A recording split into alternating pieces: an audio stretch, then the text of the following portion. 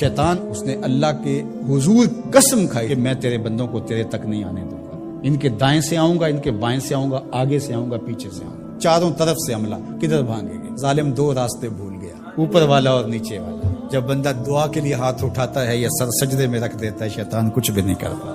اس نے خود اللہ کے سامنے قسم کی ہے، مجھے تیری عزت کی قسم، ان بندوں کو تیرے تک نہیں آنے دوں گا، چاروں طرفیں گھیر لوں گا۔ تو اس کے بڑے مکر و فریب اور بڑے طریقے۔ مطاف کے اندر کنکروں پر پیشانی رکھ کے ایک بندہ زاروں کے تار رو رہا ہے اور کیا کہتا ہے، اے اللہ مجھے معاف کر دے، ورنہ قیامت کے دن مجھے نابینا اٹھانا، تیرا کیا تیرے بندوں کا سامنا بھی نہیں کر پاؤں گا۔ اتنے درد سے روتا ہے کہ چلنے والوں کے قدم رکتے ہیں۔ سر پہ کپڑا ڈالا ہے، زاروں کے تار، سسکیاں لے لے کے، ہچکیاں لے لے کے روتا ہے۔ کوئی اس کے پاس کھڑا ہو گیا، اس کی کمر پہ ہاتھ پھیر کے کہتا ہے، حوصلہ رکھ، اللہ بڑا کریم ہے، اللہ معاف کر دے گا۔ خیر جب وہ شخص رو رو کے آہوزاری کر کے اپنے رب کے حضور یہ تمنائیں کر کے اٹھ کے جانے لگا تو اس شخص کو شوق تھا کہ میں دیکھوں یہ ہے کون۔ اتنا خوف خدا، اتنا ڈر رہا ہے، پتہ نہیں کون ہے، کیا گناہ کر بیٹھا ہے۔ لیکن جب اس صاحب نے سر اٹھایا تو اس کی چیخ نکل گئی، فائزہ ہوا شیخ عبد القادر جیلانی۔ تو یہ زاروں کے تار رونے والا شیخ عبد القادر جیلانی تھا۔ ساری زندگی خدمت خلق میں بسر ہوئی، اللہ کے حکام بجا لاتے ہوئے، لیکن خوف خدا، خشیت الہی کا عالم ہے۔ حضرت جنید بغدادی کے پیر ہیں حضرت سری سکتی رضی اللہ تعالیٰ عنہ، رشتے میں ماموں بھی لگتے ہیں۔ تو حضرت جنید بغدادی کو حضرت سری سکتی رضی اللہ تعالیٰ عنہ نے ایک دن وصیت کی۔ حضرت جنید کہتے ہیں میرے پاؤں تلے سے زمین سرکنے لگی، فرمانے لگے بیٹا جب میں مر جاؤں تو میری قبر بغداد سے باہر بنانا۔ میں نے پوچھا حضرت کیوں؟ لوگ تو بغداد میں دفن ہونے کو ترستے ہیں۔ کہا میری بدعمالیوں کی وجہ سے بغداد کی مٹی میری لاش قبول کرنے سے انکار نہ کر دے۔ الذین یبیتون لربہم سجدا وقیاما، یہ وہ لوگ ہیں جو اپنی راتیں سجدے میں اور قیام میں بسر کرتے ہیں۔ ہم تو 4 نمازیں تسلسل سے پڑھ لیں تو بے نمازیوں کو حقیر سمجھنے لگ جائیں، لیکن یہ کیا ہے، زندگی ذکر و فکر میں گزرتی ہے، سجدہ و قیام میں راتیں بسر ہوتی ہیں، لیکن عرض کیا کرتے ہیں، مالک ہم سے جہنم کا عذاب پھیر دے۔ آؤ میں اور آپ اپنے گریبان میں جھانکیں، اپنے من میں اتریں، اللہ نے ہمیں کتنی نعمتیں عطا کی ہیں، کیا کچھ نہیں عطا کیا۔ ہماری راتیں کیا قیام اور سجدوں میں بسر ہوتی ہیں۔ ہماری 5 نمازیں بھی پوری ہیں، اگر ہماری 5 نمازیں بھی پوری نہیں اور سجدہ و قیام بھی ہمیں نصیب نہیں ہے تو پھر افسوس ہے ہمارے جینے میں۔ جب کسی سے پیار پیدا ہوتا ہے تو پھر یہ آرزو مچلتی ہے کہ میں اس کے ہونٹوں سے سنوں کہ میں تم سے پیار کرتا ہوں۔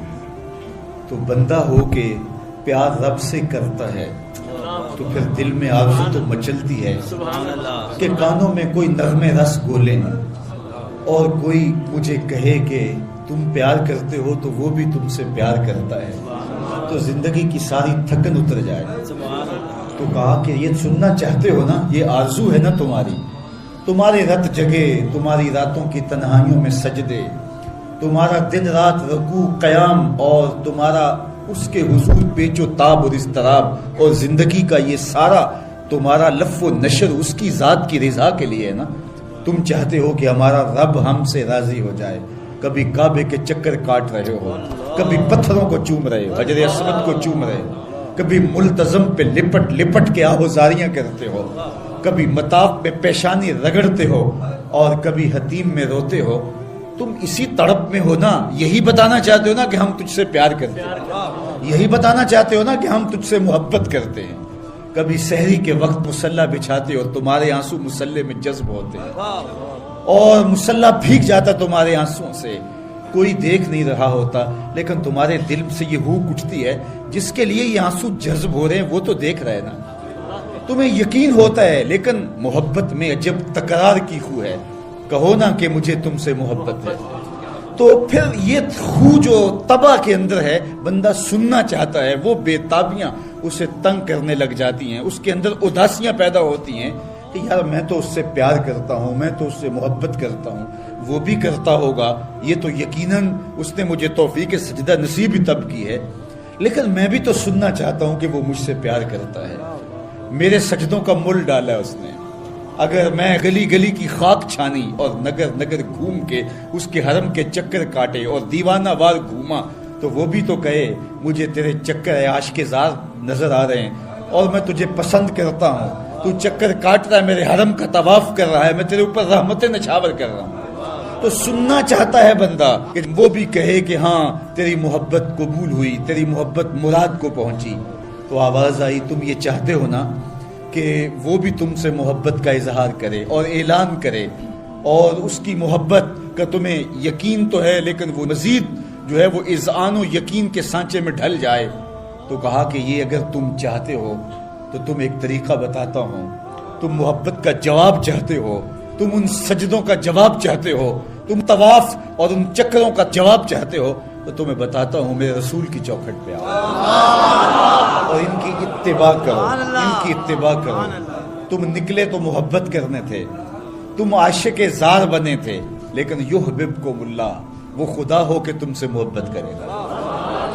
اچھا، یہاں میں ایک اور جملہ کہنا چاہوں گا اور وہ یہ کہ یہاں ذکر کیا گیا حضور کی اتباع کا، تو اتباع سے قبل بھی محبت، اتباع کے بعد بھی محبت۔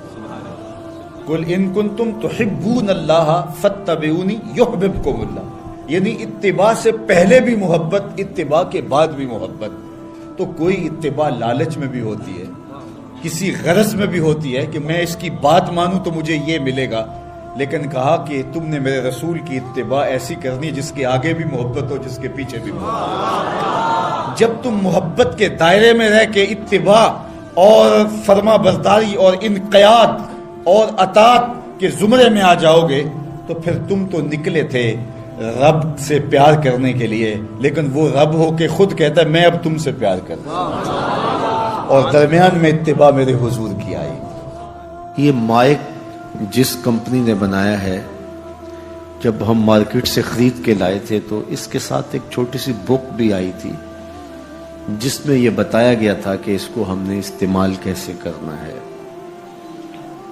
خرابی کی صورت میں اس کی اصلاح کیسے ہوگی، اور اگر اس کے مطابق ہم اس کو استعمال کریں، جس طرح کی بیٹری اس کے اندر آنی چاہیے تو وہ ڈالیں گے تو دیر تک اس کے فوائد اور ثمرات حاصل کرتے رہیں گے۔ لیکن اگر ہم اس کتاب کو جو اس کے ساتھ ہمیں ملی تھی، جس کمپنی نے اسے بنایا ہے، تو اس کا طریقہ استعمال ساتھ بتایا ہے، اس کتاب کو پھاڑ کے پھینک دیں گے یا اس کو لپیٹ کے کہیں اونچی جگہ پہ رکھ دیں گے اور اس کو اپنی مرضی سے چلانا چاہیں گے تو پھر اپنی مرضی سے ہم اس سے فائدہ حاصل نہیں کر پائیں گے۔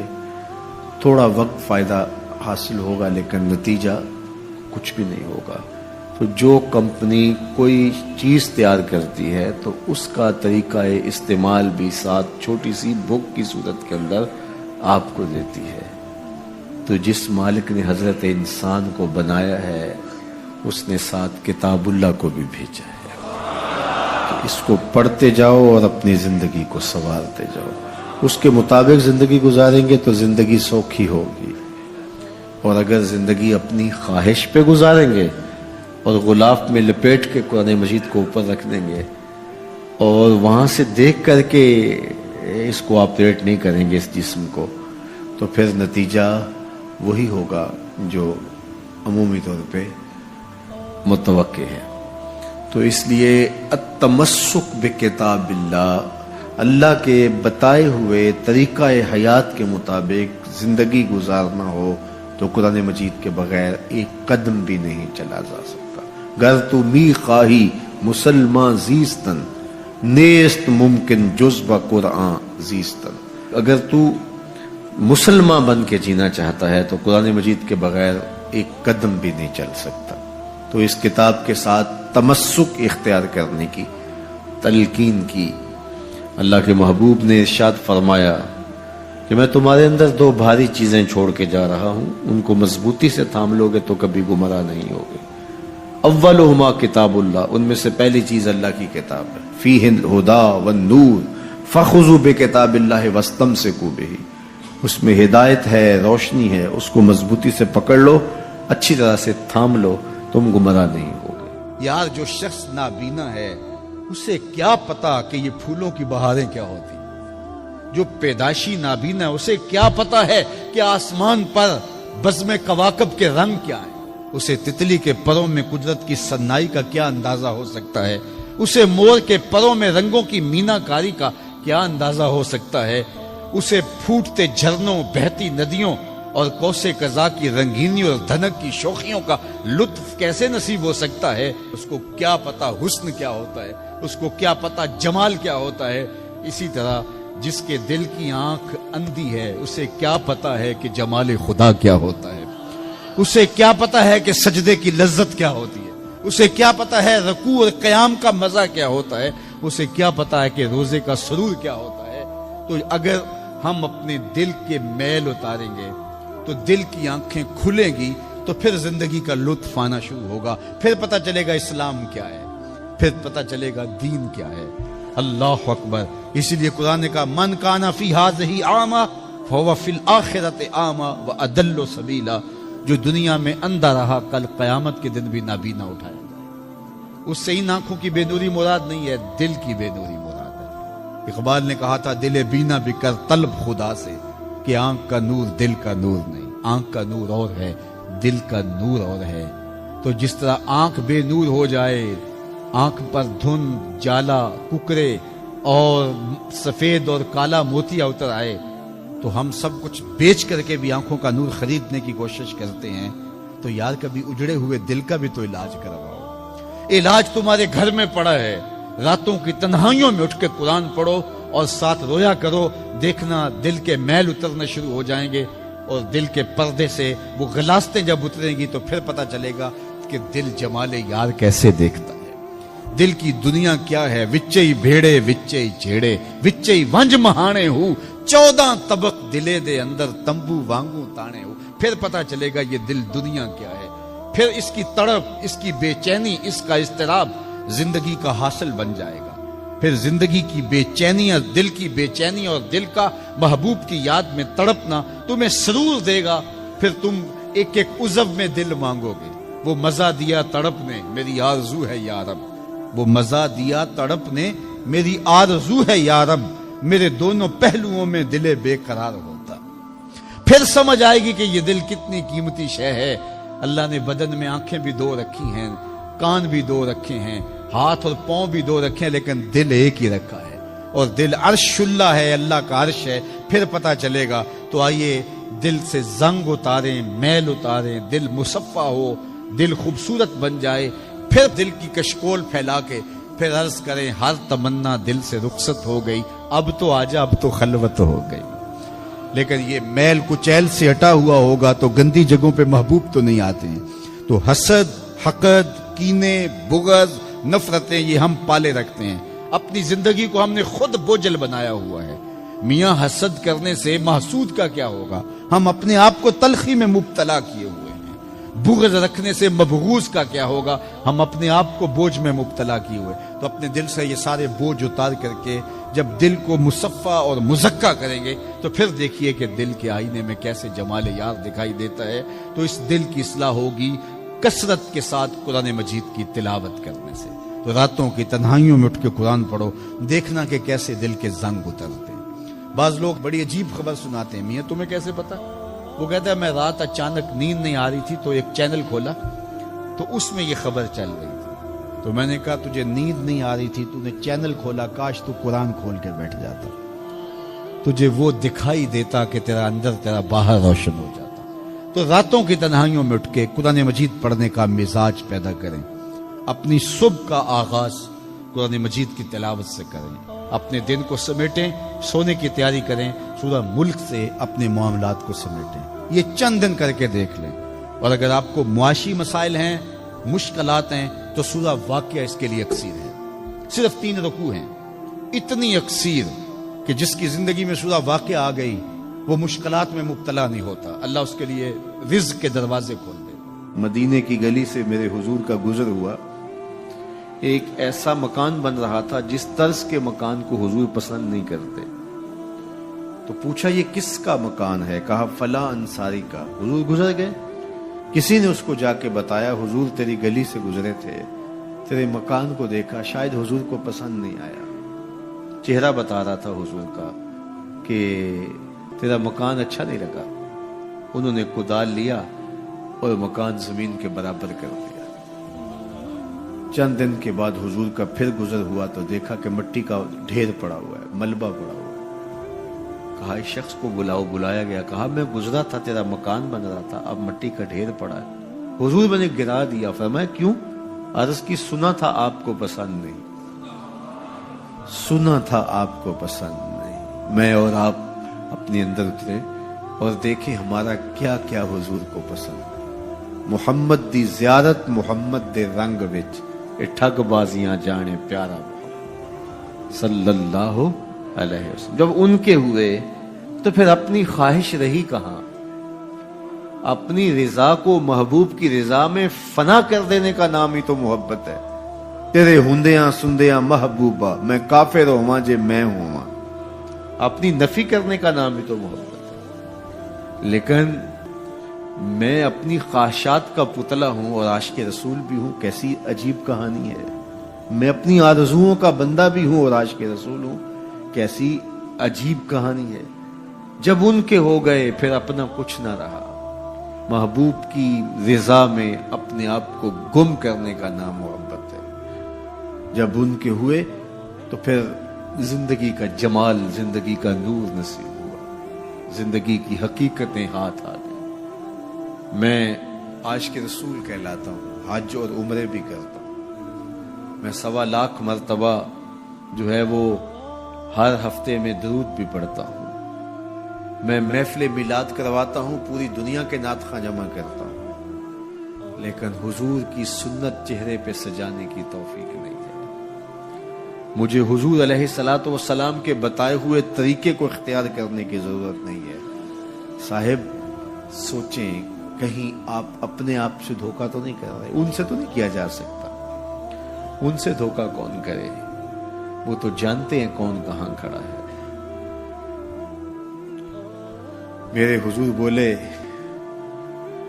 یاری لا تو پاک نبی سنگ، اے پر پوری یاری، یاری لا تو پاک نبی سنگ، اے پر پوری یاری، پھر درود قبول ہے تیرا لکھ نہ لو ایک بار۔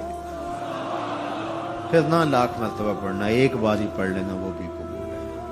اشہد بلال عند اللہ اشہد، پھر بلال کا اشہد بھی قبول ہے۔ وہ چہرہ اور چہرے کا دل نہیں دیکھتے، بندے کا دل دیکھتے ہیں۔ تو جب تم اپنے باطن کو حضور کے نام پہ لگاؤ گے تو پھر ایک ایک عمل ان کی سنت کی اتباع میں۔ یہ صوفی کی علامات ہیں۔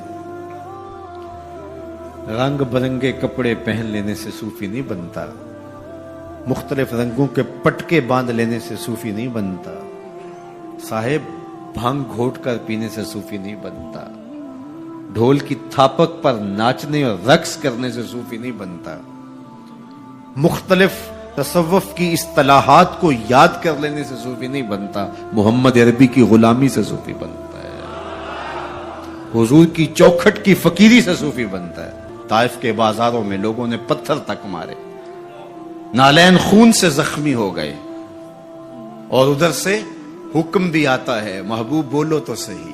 ان پہاڑوں کو ایسے جو ہے وہ جوڑیں گے کہ یہ درمیان میں پس کے رہ جائیں گے، عذاب کے فرشتے حاضر ہو کے پیشکش کرتے ہیں، لیکن میرے حضور فرماتے ہیں نہیں، میں رحمت بن کے آیا ہوں۔ وہی رحمت للعالمین نبی فتح مکہ کے دن حکم دیتے ہیں کہ ابن خطل کو قتل کر دو، اس کی لونڈیوں کو قتل کر دو۔ یہ حضور کا گستاخ تھا، ہجو کیا کرتی تھی اس کی لونڈیاں، گا گا کے حضور کی اہانت کیا کرتی تھی۔ اس نے سوچا بچنے کی کوئی صورت نہیں ہے تو کعبۃ اللہ کے پردے کے اندر چھپ گیا۔ پوچھا گیا یہ تو کعبہ کے پردے کے اندر چھپ گیا ہے، یہاں پناہ لے لی ہے؟ کہا یہیں سے نکال کے قتل کر دو.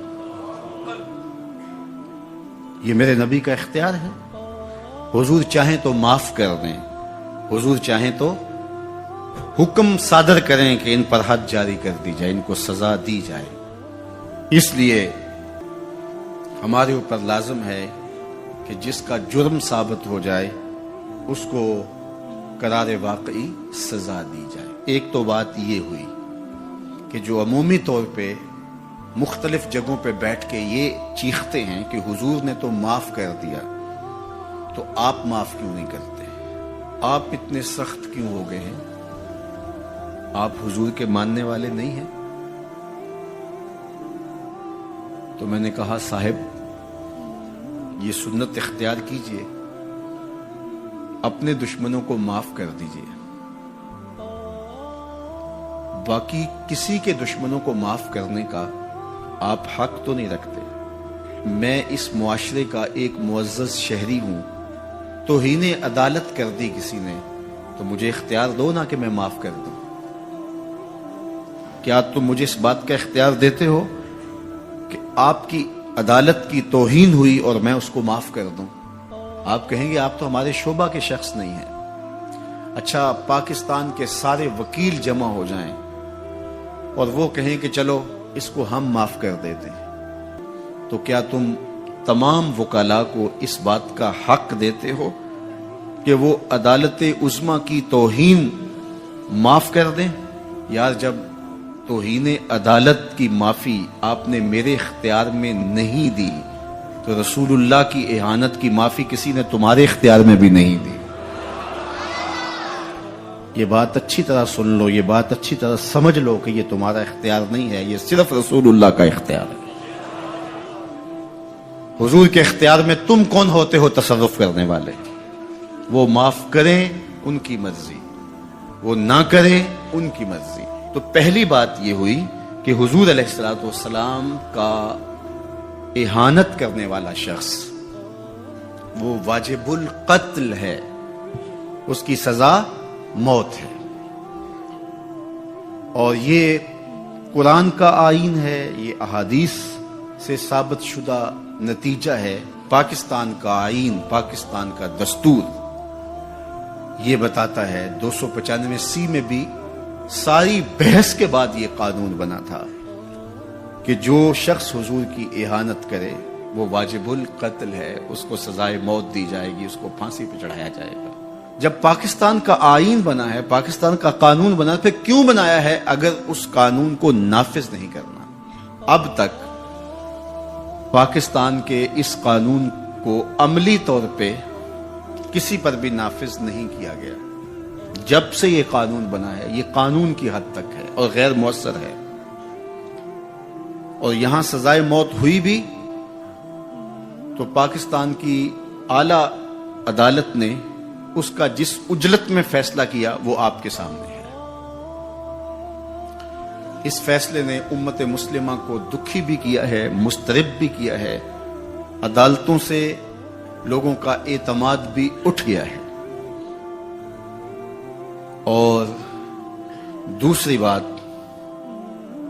ان حالات کے اندر پاکستان کے وزیر اعظم نے جس طرح جلتی پر تیل ڈالا ہے اور جس طرح کی گفتگو کی ہے, کیا ایک وزیر اعظم کو یہ زیبا ہے؟